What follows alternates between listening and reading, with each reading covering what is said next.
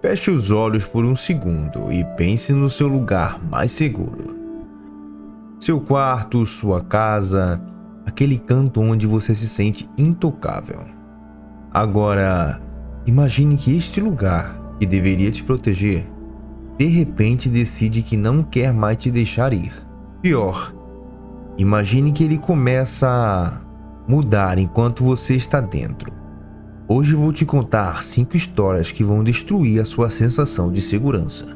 A última delas é sobre uma mulher que estava presa no próprio apartamento. E tudo que ela via no espelho não era mais ela. O silêncio da vizinha de cima.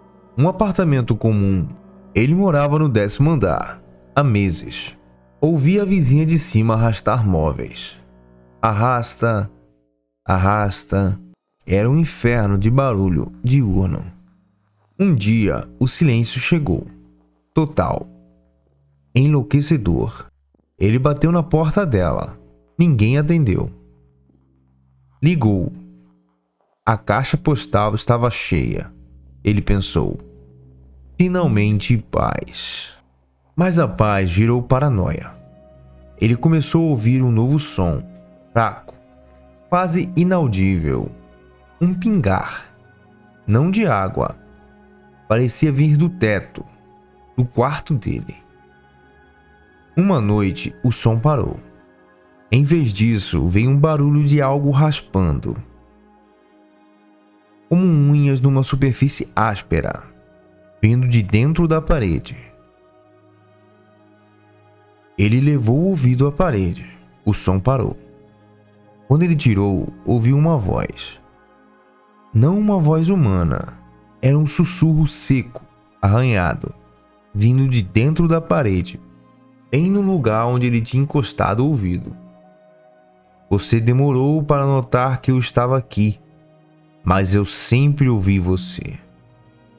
No dia seguinte, a polícia arrombou o apartamento de cima e encontraram a vizinha morta há semanas.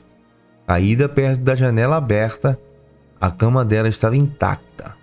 O apartamento estava impecável, mas no teto do apartamento dele, bem acima de onde sua cama ficava, a tinta tinha rachado em um círculo perfeito, e o gesso tinha a forma de uma mão fina, como se alguém tivesse tentado alcançá-lo, do andar de cima, por semanas a fio. O quarto que não era mais o mesmo. Ela parou em um hotel de beira de estrada. Quarto 7. A maçaneta estava frouxa. O cheiro de mofo era pesado. Ela jogou a mochila na cama. As paredes eram de um papel parede floral, desbotado. Ela jurou que eram flores azuis. Foi tomar um banho rápido. Quando saiu do banheiro, a iluminação do quarto parecia mais fraca. E as flores de papel da parede não eram azuis. Eram vermelhas. Ela pensou que era o cansaço. Piscou, olhou de novo. Vermelhas. Um tom de vermelho profundo, como vinho seco. Ela tentou ignorar. Deitou-se. Mas às 3 da manhã, ela acordou com o ar-condicionado fazendo barulho estranho, um chiado metálico. Ela olhou para a parede. As flores vermelhas tinham pequenos botões pretos no centro.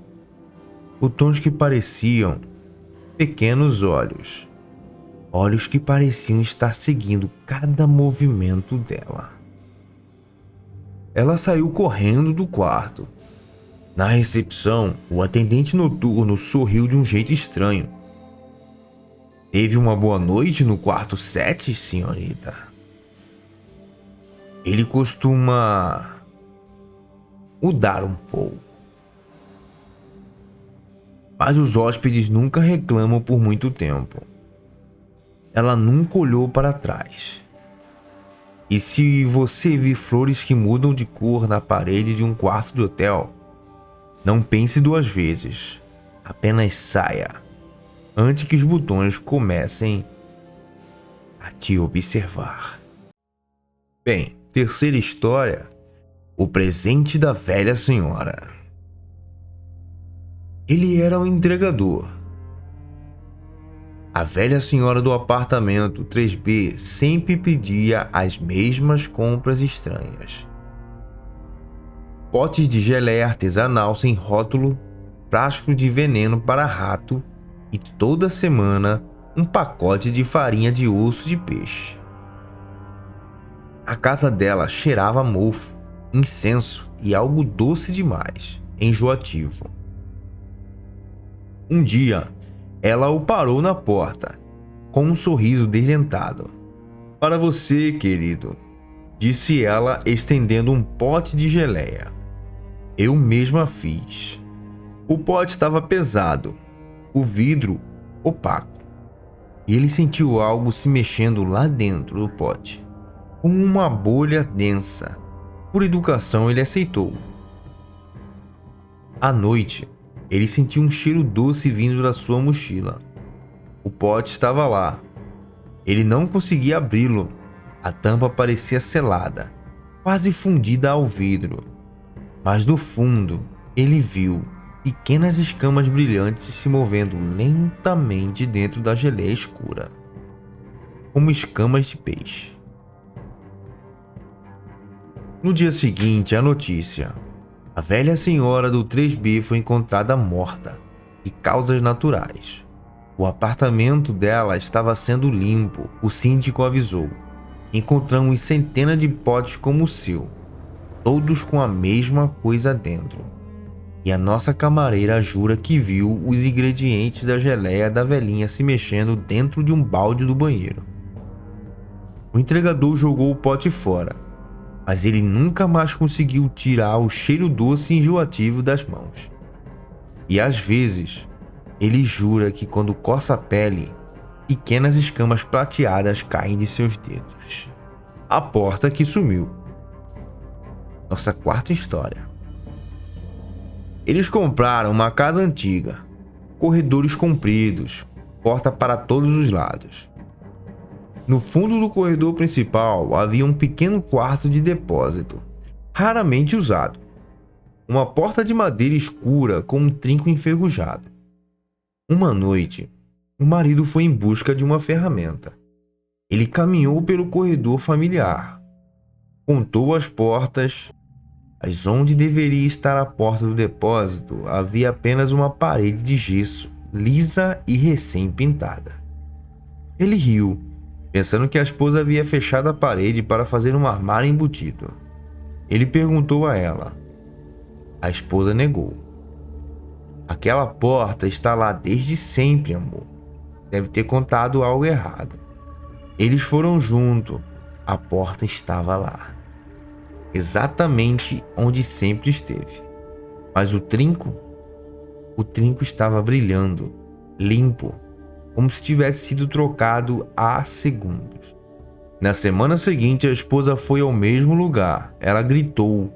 A porta estava lá, mas a parede ao lado dela tinha uma rachadura, e de dentro da rachadura vinha um som de batidas, abafado, como se a parede estivesse respirando. Ela chamou o marido. Quando ele chegou, a rachadura havia sumido, mas a porta do depósito estava pintada de uma cor diferente, uma cor que eles não haviam escolhido, e o trinco antigo enferrujado estava lá de volta.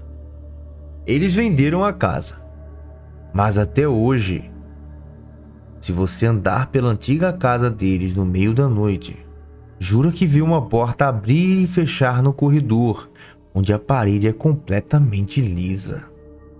O reflexo da coisa. Ela era obcecada por maquiagem. Seu quarto tinha um espelho de corpo inteiro, enquadrado em metal polido, que cobria a parede inteira. Ela passava horas ali.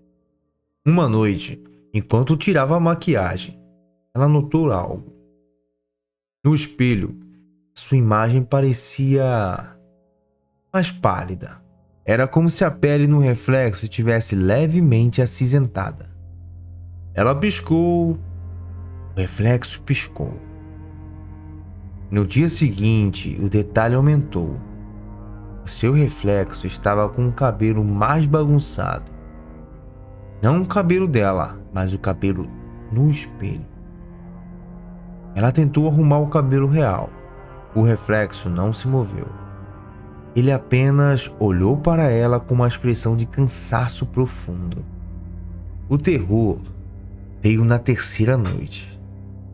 Ela estava ali, de pé. Seu corpo e seus movimentos eram exatos, mas o rosto no espelho não era o dela. Era um rosto envelhecido, com olheiras profundas, os lábios secos, uma expressão de desespero abjeto, o reflexo de uma mulher que parecia ter sofrido por décadas. E então, o reflexo dela levantou uma mão. Não a mão dela, levantou o dedo indicador e apontou para a garganta dela. E a boca do reflexo se abriu lentamente, em um sorriso sem vida. A garota caiu para trás. O espelho brilhou e por um segundo ela jurou que o rosto do reflexo estava mais jovem. Um pouco menos pálido, como se algo tivesse sido trocado. Ela quebrou o espelho, mas até hoje, quando ela se olha em qualquer superfície refletora, ela jura que, por uma fração de segundo, vê não o seu próprio rosto, mas os olhos cansados de uma mulher que foi roubada de sua própria imagem. E aí, qual dessas histórias te fez sentir que as paredes ao seu redor estão te fechando? O medo não está na escuridão, está na ideia de que aquilo que te protege pode estar te observando. Se você tem a coragem de olhar para o canto do seu quarto agora, deixe um like. E se não consegue parar de pensar em qual dessas histórias foi a mais perturbadora, me diga nos comentários. Inscreva-se no canal se você ainda tem certeza que está sozinho.